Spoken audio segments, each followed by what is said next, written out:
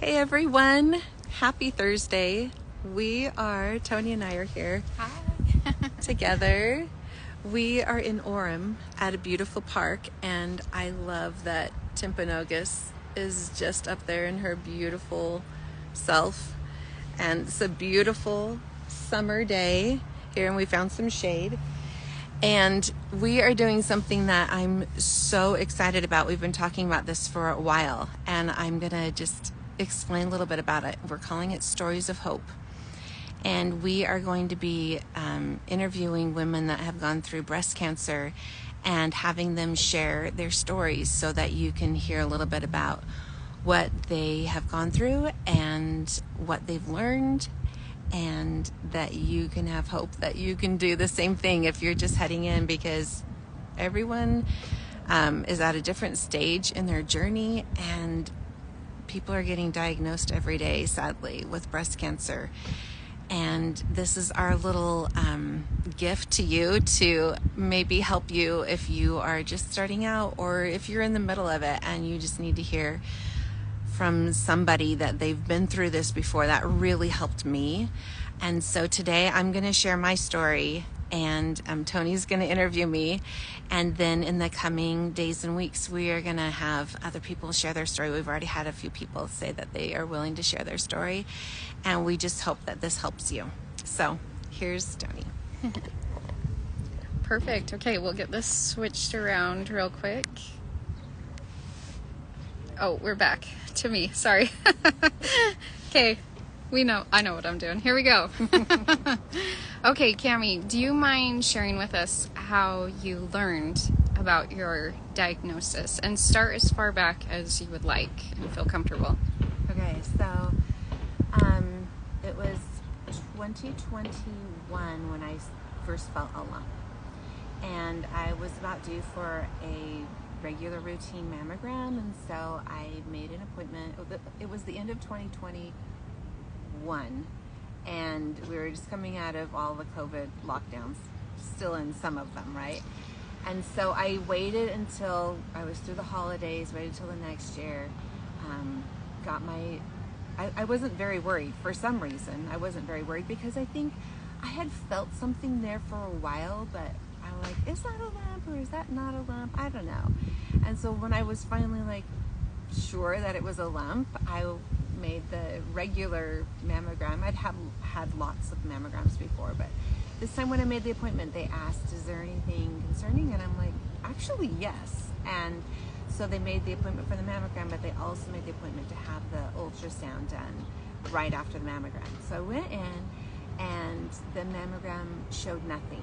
There was nothing on the mammogram, and I'm like, oh, okay, that's great. And I went in to do the ultrasound, and I was still kind of nervous because, I wasn't necessarily cleared, but I had the ultrasound done. The radiologist was really dismissive of me and said, why are you here? And I'm like, well, because I have this lump, and can you feel that lump? And yes, I can feel the lump. Everybody could feel the lump, which I'd never had so many people feel my breast before, but they could all feel the lump, but nothing showed up on the scan, on the ultrasound. And I felt really dumb. He's like, why are you here? And I'm like, I've been told my whole life to come in if you feel a lump. And he's like, it's probably just a clogged milk duct or something. And where are you on your cycle? Well, I'd had a hysterectomy, so I didn't have a cycle. And anyway, he was just super dismissive. I couldn't get out of there fast enough. And so the next year, so I had that lump from then on. And the next year when it was time to do a mammogram, I was really dragging my heels because I'm like, well, they're going to say that it's nothing and whatever. And I was not in this world of breast cancer. I didn't have a family history of breast cancer. And so I just didn't know to be concerned about it, I guess. And I'd had this radiologist tell me that I was kind of dumb for coming, basically. So I did my regular mammogram again. They did the ultrasound because they're like, well, if you can feel a lump, then we have to do the ultrasound again. I'm like, okay. And again, nothing showed up on the mammogram, and again, nothing showed up on the ultrasound. I did have a different radiologist, and this radiologist was not so dismissive and kind of like, why are you wasting my time? He seemed a little bit more concerned, but he's like, there's nothing to be worried about. I would know if it was cancer. And so I felt a little bit more at ease. But as he was leaving, he stopped. He had his gloves off. He put his hand on the doorknob and he was ready to go. And then he's like, just for your peace of mind, we could do an MRI, or we could do a biopsy or something. And he kind of just had this conversation with himself and decided that a biopsy would probably be the best way to go. And so I'm like, okay, sure, go ahead, do the biopsy. We're here already. And so they did the biopsy, and he's like, you'll get news within 2 days, and then you won't have to worry about this anymore. And so that was my mindset when I got a phone call. I actually called my doctor because I was heading out of town Friday afternoon, and I'm like, I just kind of want to put that to bed and not worry about that. And so it was 11:30 Friday morning, and I called my doctor, and the receptionist said, oh yeah, he's leaving in half an hour, so if he doesn't call you back, he'll call you back on Monday. And then he called me right back, and he's like, are you sitting down? And this is invasive ductal carcinoma. And I was like completely blindsided. I did not expect that. I remember my husband was walking up the stairs, and he looked over at me, and he's like, are you okay? And I'm like, no. And he came over, and I put the phone on speaker, and I don't even remember what was said. I kind of like stopped computing after the invasive ductal carcinoma, so it was good that my husband was there. And I was going to say that was really helpful to have my husband there at a lot of different appointments, because it was like my friend Louise says, drinking from a fire hose. And after a little bit of information, it was like, that's all I can process. And my husband being there, he could remember a lot more that was said, and he would even take notes so we could discuss it later. So that's a nice tip to have. Anyway, so I called my friend Louise, who had fought breast cancer the year before, and I got the lowdown from her, and I thought, well, that's what I'm going to do. I'm not going to do chemo, and I'll just see if I need to do a lumpectomy or a mastectomy, and we'll be good. Well, I went 11 days later to visit with Dr. Jennifer Tittenser, and who I love, and had no idea that there is just more to the diagnosis than just breast cancer. I didn't quite understand, and I think Louise had explained this to me, but I didn't really understand that because there are different types of cancer, then there are different types of treatment. And Dr. Tittenser told me that the biopsy had come back from pathology, and that my tumor, that estrogen did not make my tumor grow, that progesterone did not make my tumor grow, and that HER2 did not make my tumor grow. And I thought, great. I thought that was good. And she's like, well, actually, that just means that we need to pull out the boxing gloves. And I'm like, what? And she's like, because we don't know what makes it grow, we have to hit it really hard. And so I was diagnosed with triple negative breast cancer, and that basically just means that it doesn't fall into one of the main categories that like 80%, I believe, breast cancer falls into. This is just kind of a catch-all that we don't know what makes it grow, and so they only have really one protocol to start off with for triple negative breast cancer, and so they put me on that protocol. And first I had to do the MRI to see exactly how big that tumor was, because nobody could really tell. They couldn't even see it. And I learned later that a small percentage of triple negative breast cancer is what they call occult, meaning it doesn't show up on scans. And so lucky me, mine was occult, special, and didn't show up, but it did show up on an MRI, and they discovered that it was 4.7 centimeters and long, and it was kind of situated like going deep into my chest, so we could only feel the tip of it, and it was only 2.7 centimeters wide. And so even though I could feel it several times a day, you know, for a few years, well, maybe just over a year, before I was diagnosed, I couldn't really tell that it was growing because it was probably just growing deeper into my chest. But lucky for me, it had not spread to my lymph nodes, which is unusual for a tumor that's that big and triple negative. And I was able to go back and talk to the radiologist, and he, it was just good to have that full circle moment with him. And he said, yeah, this is really interesting. He pulled up my scans again, and he's like, it's really surprising that it didn't go to your lymph nodes.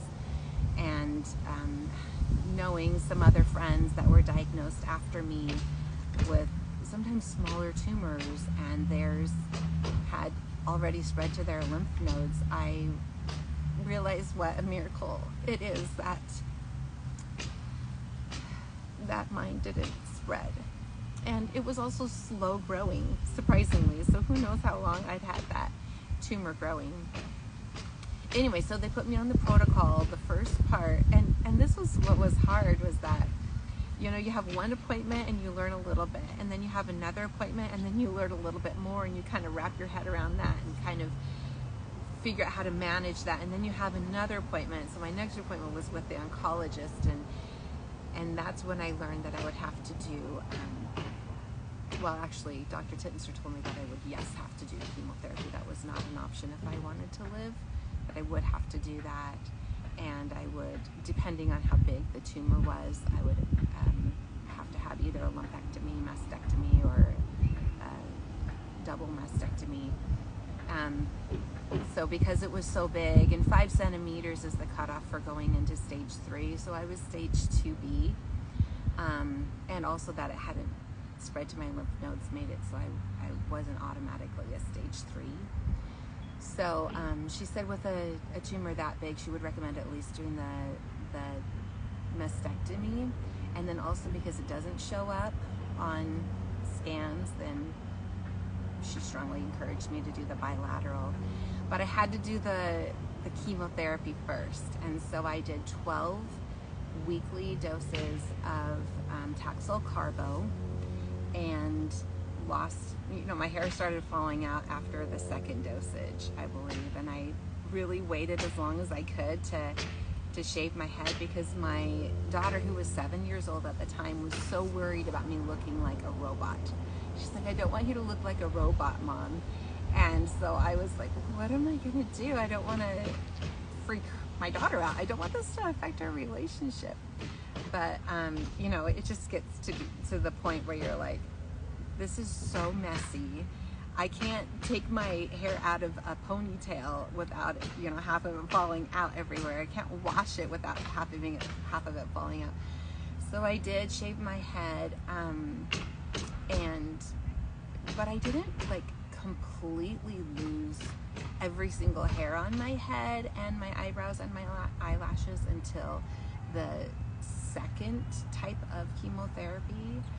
So after the first 3 months, they gave me 2 weeks off to kind of gear up and get my white blood count up higher to be ready for the second stage of treatment, which was adriamycin and Cytoxan. Adriamycin is what they call the red devil. And that's when I lost, you know, every single hair on my entire body. And lots of other side effects. But I was able to surprisingly handle things fairly well, thanks to a good support system, and I was really, really blessed to have a good support system with my husband and my sisters and my mom and dad. My mom came down to help out quite a bit, and just just listened to me, you know. It's good to have somebody that will just listen to you, because you don't want to be the complaining person, but sometimes you just have to get it off your chest. So I was really grateful for that. And then good friends around me that really helped me in so many different ways. I mean, besides like bringing in all this food, which was fantastic, because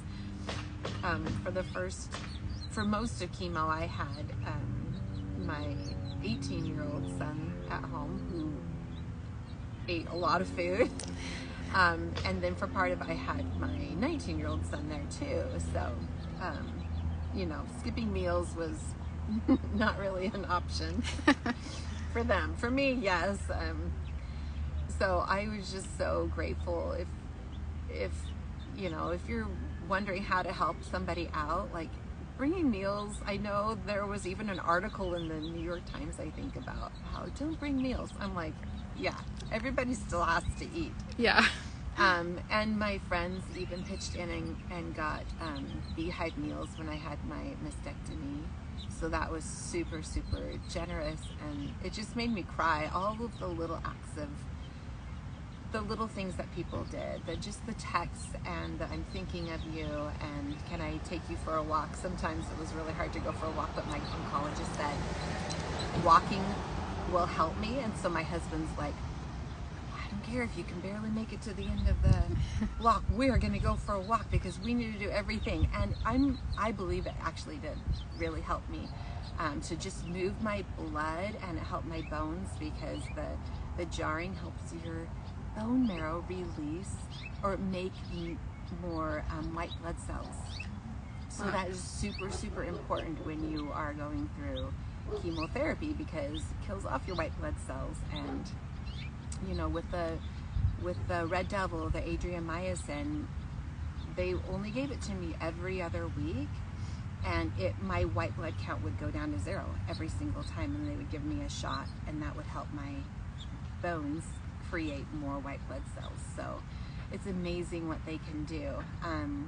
I did have to miss one dosage of the first type of chemotherapy, the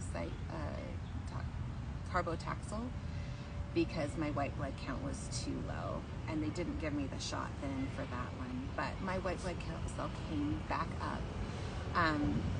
As far as eating, I just remember when I was on adriamycin, cherries were the best thing for me, like that intense flavor and juicy. Water tasted horrible, and that's the only time in my life I was not able to drink water. I love water, and so that was really hard. And drinking liquid IV helped me a ton to just cope and get through that. I didn't have like the vomiting that a lot of people have, but pretty much all my digestive system was just wrecked. It was never normal at any point. I didn't ever know what to expect. And my friend Megan actually gave me a porta potty that I kept in my car in case I couldn't make it to a bathroom because it was just destroyed. Anyway, I am so grateful for chemotherapy, because I do believe it saved my life. I was also on immunotherapy. I started immunotherapy from day one. One thing to watch out for, I reacted really strangely to the Benadryl. It just wiped me out so much to the point that it made my breathing really slow, and it made me really dizzy too. Like, you know, I had the, oh, whoops, sorry. You're good. I had the port put in, and so all the chemotherapy came through my port, so it went, you know, straight to my heart, basically. I don't know exactly how those ports go in, but it was right here. And when they first gave me that Benadryl, my husband was able to come with me to the first appointment, not to any of the other ones, but he was there with the first one. And when that Benadryl was one of the pre-meds that they gave me, they have 5 pre-meds. And they started giving that to me, it started going through, and I remember turning to my husband and saying, I'm feeling really dizzy. I thought I finished the sentence, but he told me later, I didn't even finish the sentence. I just like kind of, I don't know if I passed out, or I must have passed out, I don't know.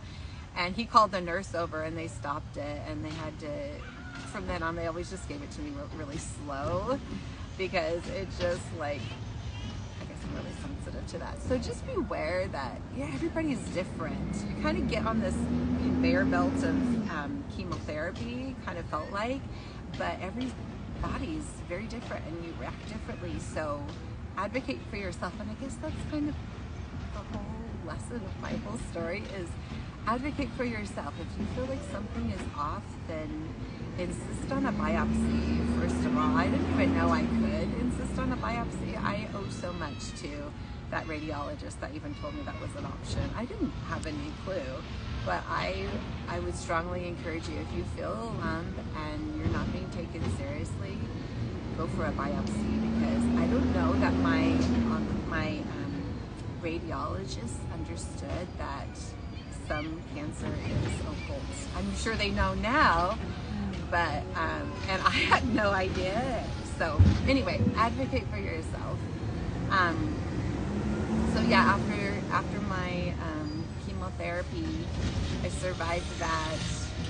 I did my bilateral. I had problems with my insurance because they didn't want to pay for the prophylactic side, the non-cancerous side, but with my cancer not showing up on a mammogram or an MRI, I didn't want to take the risk of having to go through the whole thing all over again. And Dr. Tipser strongly encouraged, just get it all taken care of. She's like, that's what I would do if I were you. Thank you. That's what I ended up doing, and I did that in October of 2022, and then in October of 2023 I did the deep flap surgery. Okay, after I did the bilateral mastectomy, the hope was that all of the cancer would be taken care of and there would only be scar tissue where that tumor had been. But they took it all to pathology, and the chemo had killed off half of the cancer. So there was still half of the tumor inside was live cancer. But luckily it hadn't spread to any lymph nodes. And luckily it had worked that well. But that is a huge miracle that the cancer was taken care of at least half of the way. Because I have a friend where that was not the case. Her cancer grew on that same protocol that I was on. So that happens, just FYI. Everybody's different. But because my cancer had not completely responded to the chemotherapy, I had to do oral chemo, which was, I forgot the name of it. I can't believe I forgot the name of that. But I continued on that for 6 months, and I also continued on my immunotherapy, which I was taking every 3 weeks from the beginning of chemotherapy. It was an IV type of thing too. So the immunotherapy is what I credit a lot for taking care of my cancer, but it also affected my thyroid, because 1 in 5 people that are on this immunotherapy, which is called Keytruda, I can't remember the actual name, but Keytruda,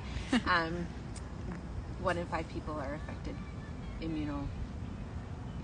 Their immune systems are affected, and so my thyroid was affected, and I started getting super cold and super tired every afternoon. And when I first told my oncologist, they're like, well, your levels are fine, you should be fine, but it kept getting worse and worse and worse. And so my levels were kind of lagging behind my symptoms, but eventually they discovered, yes, my levels were plummeting. My TSH was down to 0.008 or something, and it's supposed to be over 1.4, I believe. And so we held off on Keytruda for just a couple of weeks while I was able to see a thyroid specialist and get some medication. And he said, well, you're really low right now, but probably in 3 to 6 months, your body will swing the other way and you'll be really high. It took me 2 weeks, and I swung the other way. And then they put me on medication, kind of leveled that out, and then we decided to go ahead and finish that immunotherapy because the benefit of finishing it would help my survival rate enough that it was worth potentially damaging my thyroid. So I decided to go ahead and do it, and I was able to finish all of the rounds. It was like 14 months of Keytruda. And now it's a waiting game. We just wait and see if I have any symptoms of recurrence. Because it's triple negative, it has a high rapid recurrence rate. So that means that 40% of the time the cancer will come back within 3 years. But because I was able to finish my immunotherapy and because it hadn't spread to my lymph nodes, I have only a 20% chance of it coming back within 3 years. And I have to make it 1 more year, and then I am in the clear. So that's my cancer story. I mean, I didn't go through all the details of all the surgeries and everything. Those were hard, and I do have 1 more surgery coming up next month, a revision from my deep flap surgery. But I'm sure, we'll interview other people and they'll talk about the deep flap surgeries. I'm so grateful that I was able to do that because I personally don't want anything foreign in my body. Been there, done that with the port and with the expanders that I had in for a year. I'm claustrophobic, and it creeps me out. It's a big mental game to handle the fact that there's something inside me that I can't just take out. I mean, I get that way with clothes. If I'm in clothes and I'm like, oh, can I get out of this? So it was a hard year, just walking myself through some of those nighttime lying awake moments where I was having a hard time with not just, cancer and what is the future holding for me, but also these things are in me and they're pinching and I can't even just take them out if I want to. So a lot of mental stress. Cancer affects every aspect of your life. It affects every aspect of my life, my relationships with my family, all kinds of collateral damage that we're trying to heal. And it's not just the body that has to heal. I think it's the mind and relationships and emotions and everything. But anyway, I actually thought of a question. Okay. So going back to when you went for the first and second mammogram, do you recall getting a letter in the mail that said you had dense breast tissue? I had those letters long before I was diagnosed with cancer. I knew I had dense breast tissue long before I was diagnosed. Which is so interesting because I'm learning more about that, and Utah's one of the few states that requires those letters to be sent out, but it doesn't give a whole lot of detail as to what you should do next. But typically it's like, it says talk to your doctor, so hopefully they can direct you, but I wouldn't know. Sometimes I'm like, unless it's a must, I overlook it. And interesting enough, one of the next steps is usually an MRI, which is what caught your cancer, or one of those ultrasounds, but you had done the ultrasound and it wasn't catching it. So that's just really interesting. And like you said, your takeaway message is advocate for yourself. So maybe that's another way women can advocate. Like if you're getting the mammograms and the letters that say you have dense breast tissue, but you have the right to ask for that additional test, the MRI, or... Which I had no clue. I wouldn't either. I only know now. Yeah. And I didn't really have... I mean, I had a hysterectomy in 2017, and so I wasn't seeing like a gynecologist or like a women health specialist doctor type person to kind of oversee all of those things. I just had a primary care, and I rarely went to the primary care physician because I was fairly healthy. You know, a lot of people will say that they had other health problems and that when they were finally diagnosed with cancer, those other health problems kind of made sense, but that wasn't really my experience.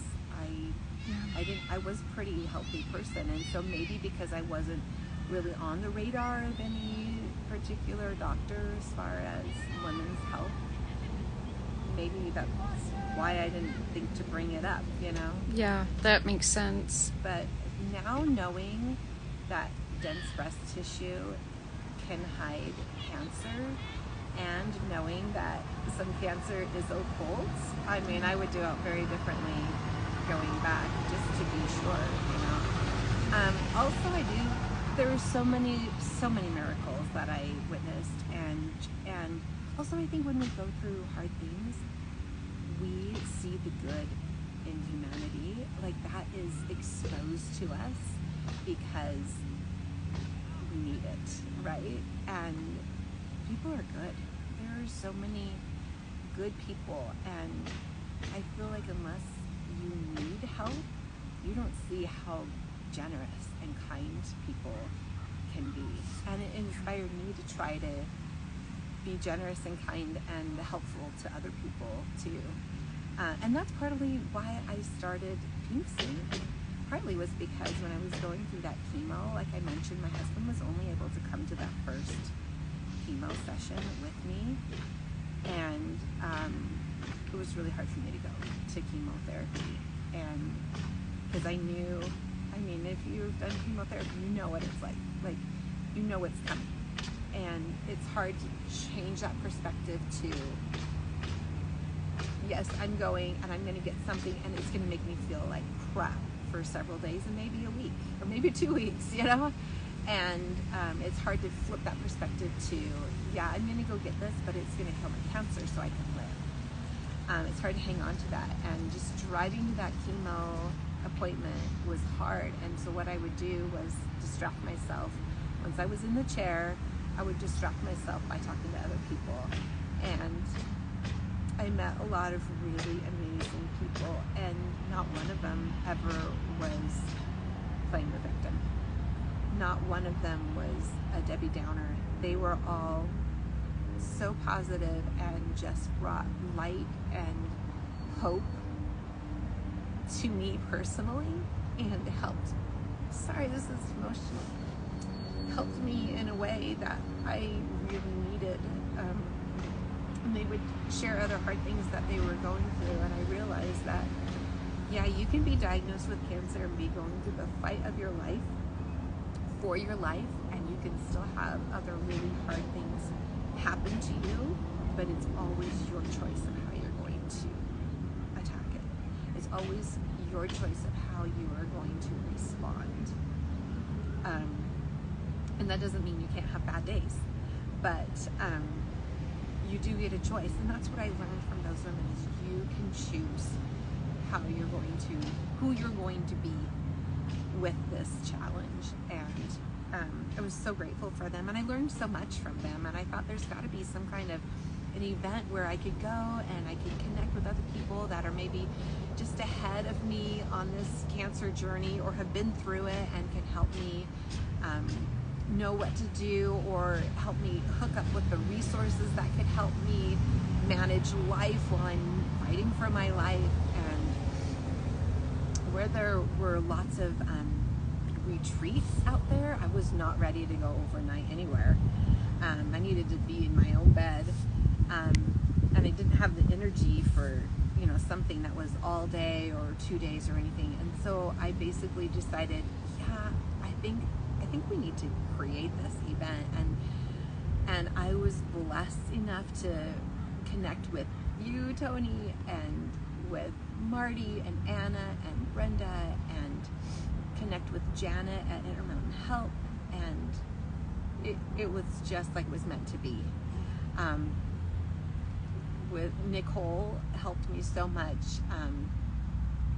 Just so many amazing people, and hopefully that has helped other people be able to connect and have that place where they can go and see that even though I feel really isolated doing this cancer journey, I realize I'm really not the only person. There are a lot of people out there that are doing this, that are ahead of me on the journey or have been all the way through it, and then receiving that hope and strength that, okay, I can do this too, because other people have done this. Yes. So. I love that. And maybe we could just end with an invitation to anyone else who would be open to sharing their story. Our hope is that we'll have many of these stories of hope. This is just the first of a lot. So if anyone's interested, they're welcome to message you or comment below, and we'll be in touch with them. We want to hear your stories too. So thanks for listening. We love you. You're not alone. You can do this. Bye.